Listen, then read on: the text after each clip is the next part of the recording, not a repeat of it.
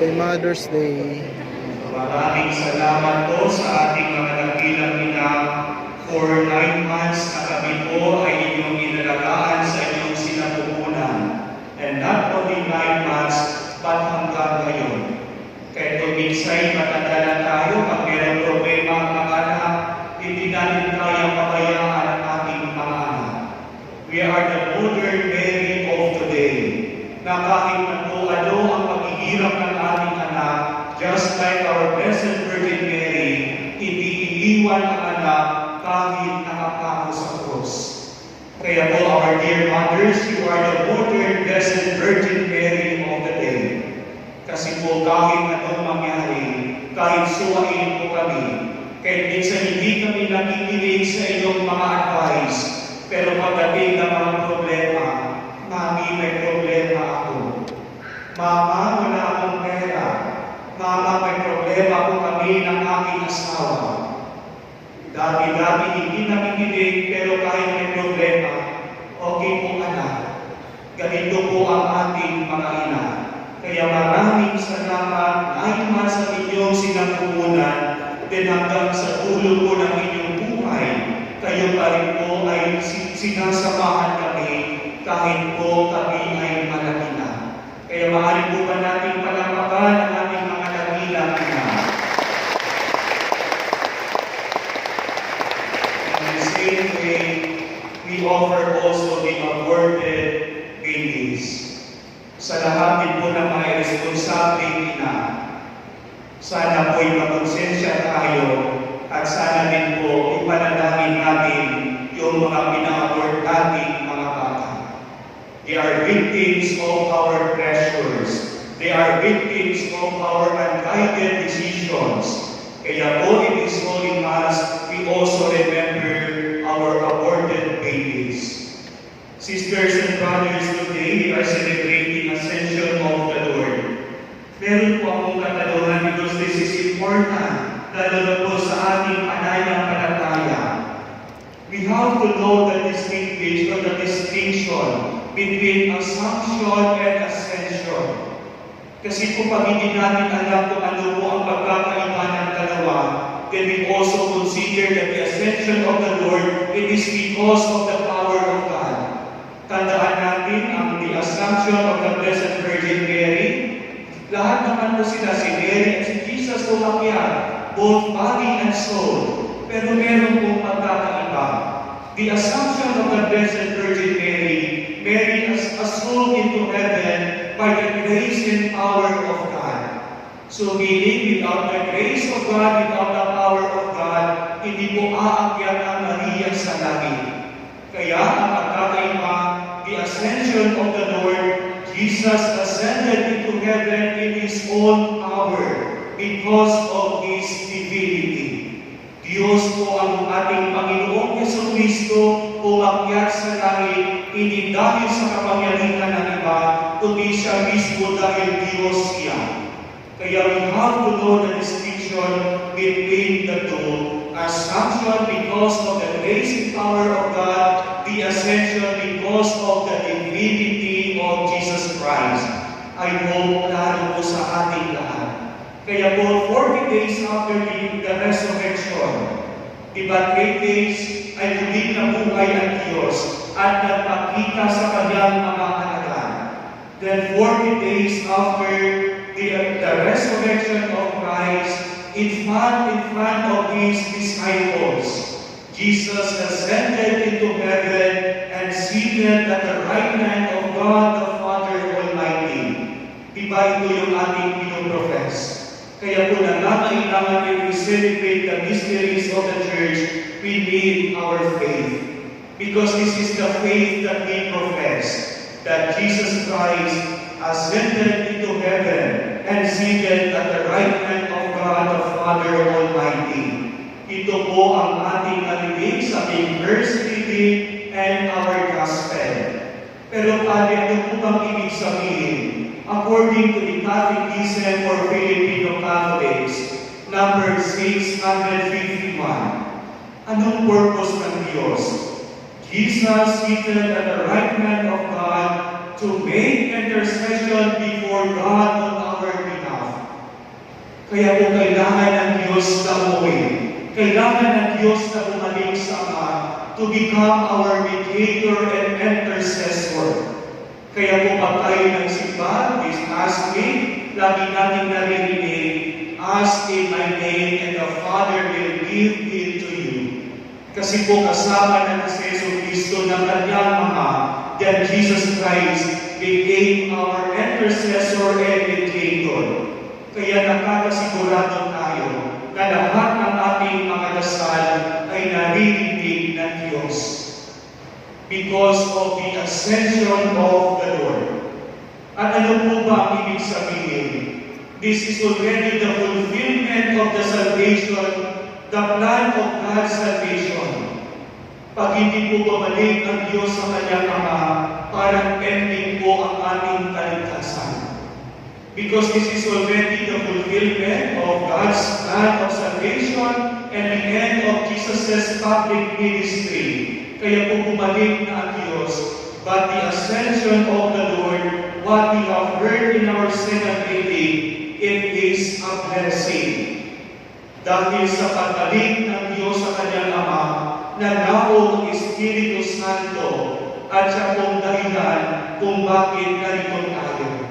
Because it is the Holy Spirit who gathers us. It is the Holy Spirit who inspires us. Kaya wag natin sabihin that because tanggal sa Ari-Ano mismo ay nagkaroon po ng simbahan mo. It is not because of us, but it is because of the Holy Spirit kaya nagkaroon tayo ng parokya. Hindi po kami ang dahilan kung bakit may parokya. Hindi po kami ang dahilan bakit tayo nagtitipon every Sunday. Ang reason po that was is the Holy Spirit. Kaya ang pagbalik ng Diyos sa kanyang Ama ay nagiging sanhi ng ating biyaya. If we listen to our gospel, through the accompanying signs of God, the presence of God in His disciples, this is already a blessing. Yung akala natin iniwan tayo ng Diyos, yung akala natin pinabayaan tayo ng Diyos dahil bumalik sa kanyang Ama, pero hindi pala. Bagos ang Diyos ay nagmamahal pa ng sobra at totoo at sinamahan tayo. Because of the Holy Spirit, we can assure that God's presence is always with us. Kaya the Lord's ascension is very important because this is the fulfillment of God's salvation. It is our reconciliation. It is our strength and our hope. It is our life and also our glory. Kaya po, without the ascension of the Lord, tayo lahat ngayon ay mahihina. But because of the coming of, because of the returning to His Heavenly Father, lahat tayo nagkakaroon ng lakas at nagkakaroon ng iwanan. And that is because of God's blessing, His presence through the works of the Holy Spirit. Ano po bang magandang pabakot sa ating lahat? I would like to focus my reflection sa movement po ng Diyos, ang pataas or ascension or ang patalis ng Diyos. Wag muna tayong mag-reflect regarding the works of the Holy Spirit kasi meron pa po tayong Pentecost Sunday next Sunday. We will appreciate Ascension Sunday next Sunday during the Pentecost, the birth of the Church. Ano po bang magandang o papahon para sa ating lahat? Ang patalis ng Diyos, hindi po tanda ng kanyang walang pagmamahal. Ito po ang ating tatandaan. The ascension of the Lord is not separation, but He grows closer to each one of us. And what is the purpose of God? It is because of His love. God wanted to give us life and salvation. And above all, God is so much concerned of our welfare. Hindi tayo papabayaan ng Diyos at alam ng Diyos na tayo'y mahihina, kaya sasamahan tayo ng Diyos. Ito po ang ating narinig sa second reading and even in our gospel. So ano po ba ang mensahe? If we live, it must be with purpose. Pag gusto natin umalis ng bahay, pag tayo'y aalis ng bahay because of work or anything else, pag tayo po'y aalis sa isang relasyon na bawal, pag tayo po'y aalis sa anumang bagay, we have to remember that it must be with purpose. Ano po ba ang rason, Padre? First is God. Lalo na po sa ating mga OFWs, I'm sorry po, pero minsan marami pong umiiyak. Padre, nag-upload po ang aking asawa, pero pag-uwi ay kasama ng iba. Akala namin mag-upload dahil para sa aming pamilya, pero pag-uwi, nagugulat na lang po kami, Padre, iba po ang kasama sa kanyang cover photo. Iba na po ang kasama sa kanyang profile pic. Gumagawa ng dahilan, gumagawa ng away, yun pala'y gusto lang makapagtiwalay. If we want to live, our purpose is God. Gusto natin ipahayag ang ating pagmamahal. And not only that, but we want to give life. Kaya na po umalis tayo dahil sa ating trabaho, every time we go up in our houses, because of love.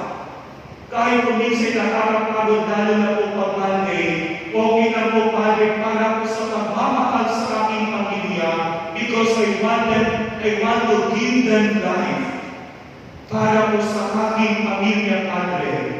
And not only giving life, but because of the welfare of our beloved. Kahit anong mangyari, Padre, gagawin ko ang lahat para lang po sa kapakanan ng aking pamilya. Kaya po every time we leave our houses, we leave our convents, laging tatandaan, we do it because of love, because we wanted to give life, and above all, we are concerned of the welfare of our beloved. Pag aalis tayo, sana po huwag tayong kumapit sa tukso. Remember always these three reasons. Love, we want to give life, and the welfare of our family. Dahil ito naman po ang ginawa ng Diyos, hindi po umalis ang Diyos na walang dahilan, kundi umalis ang Diyos, umalis sa Kanyang Ama because of His great love for all of us. Because God wanted to fulfill the salvation of God, na lahat tayo magkaroon ng buhay, and above all, dahil sa kapakanan natin lahat. Kaya let us trust the intercession of the Blessed Virgin Mary, na sana po magiging inspiration natin ang pagaling at pagakyat ng Diyos sa Kanyang Ama. Dahil ang ating pagalis, sana po ay may rason at may patutunguhan. Because if we live without reason of love, because we do not want to give life and we do not consider the welfare of our family, siguro po may mali. Kaya let us ask the grace of God na sana tayo lahat umalis tayo sa kanya-kanya nating mga komento at akalan na dahil po sa pagmamahal at walang iba kundi pagmamahal sa ating pamilya. Sana po ingatan tayo ng Banal na Espiritu at dalhin tayo sa presensya ng ating Ama na puno ng pagmamahal para sa ating lahat. Amen.